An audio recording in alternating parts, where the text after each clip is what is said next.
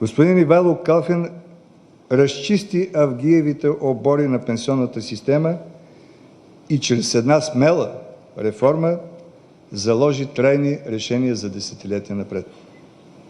В краткия период, в който той беше министър, заетостта и безработицата отбелязаха най-добри стойности от 2009 година насам. Специално трябва да отбележим усилията му по отношение на ограничаване безработицата при младежите, както и създадените стимули за заетост на хората в предпенсионна възраст. Особено активна беше неговата политика по отношение на доходите, като по темата за минималната работна заплата, за минималния осигурителен праг, решенията бяха взети не без съпротива вътре в самото правителство.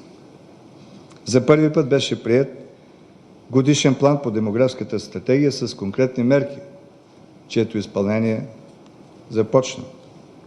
И без да изброявам всичко, е ясно, че Ивайло Калфин е може би най-добрият социален министър за времето на прехода и видимо се открояваше сред колегите си в настоящия кабинет.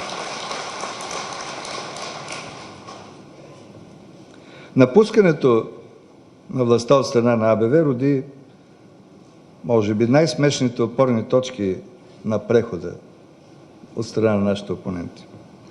Например, казаното от господин Цветанов и повторено от мнозина от парламентарната му група, че сме напуснали заради започналите сондажи за нефт и газ в Черно море и защото това били енергийните интереси на Русия.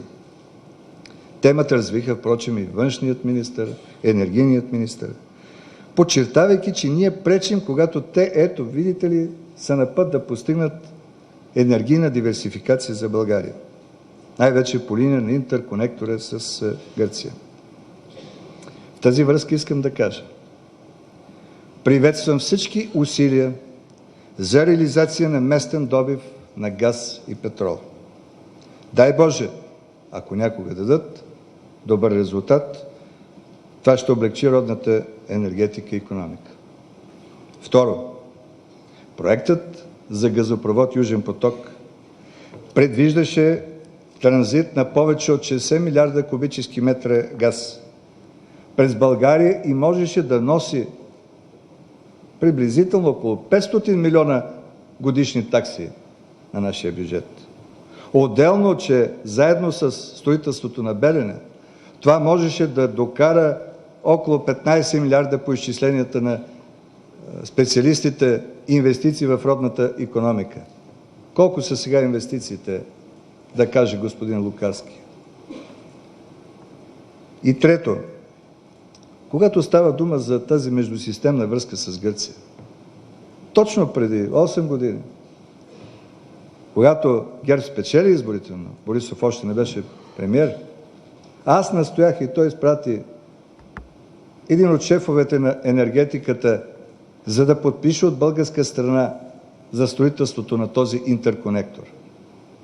Аз съм един от хората, да не кажа, че аз съм човека, който договори участието на италианския инвеститор в строежа на този интерконектор. Питам, от тогава до сега какво се случи?